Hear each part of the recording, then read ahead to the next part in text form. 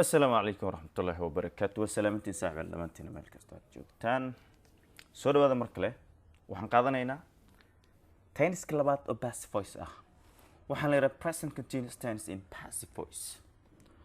then waxaan qaadanaynaa qaacidada active voice ka sida uu taalo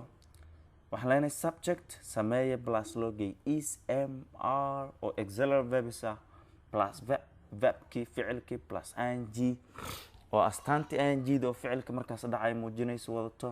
plus object oo lagu daray lagu sameeyay let's do it marka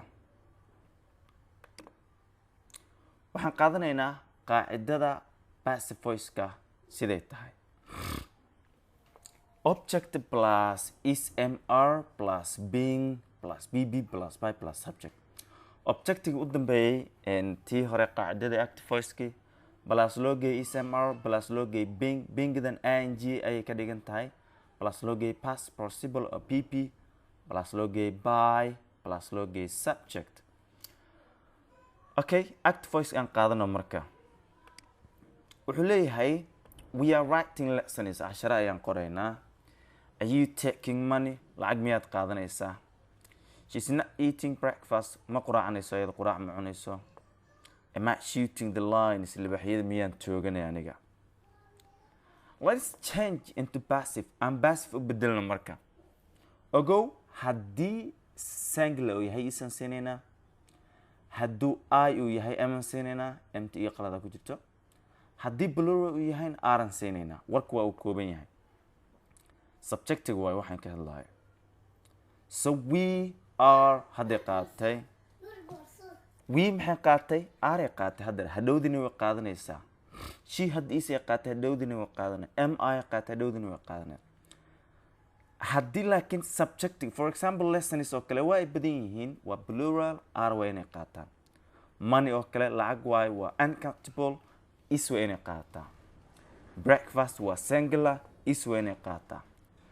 lines libaxyadu way badan yihiin are way inay qaataan okay lines libaxyadu are being lessons casharadu are being written waa la qorayaa by us anaga qorayno so written is the bb of right waa past participle ka right way lacagtu markii maadaama su'aal ay ahayd istu banaanka ay imaanaysa gudaha ma gelayso because does she ayay ahayd marka hore soma yeah and are you ayay ahayd macnaha so ayadu isii qaadanaysa is money being taken by you lacagta ma la qaadanaya oo adigu ma qaadanaysa taken is the bb of take waa bb-ga take waa breakfast tan marka negative ay ahayd negative-nimadeeda oo passive aan isticmaalayna breakfast quraacda is not being eaten lama cunayo ama lama cunayo by her oo iyada ma cunaysid other lines libaxyadu being shot ma la toogtay ama la tooganaya by me oo aniga ma tooganaya you guys and girls aad yaad u mahadsantihiin intaan kulmi doonno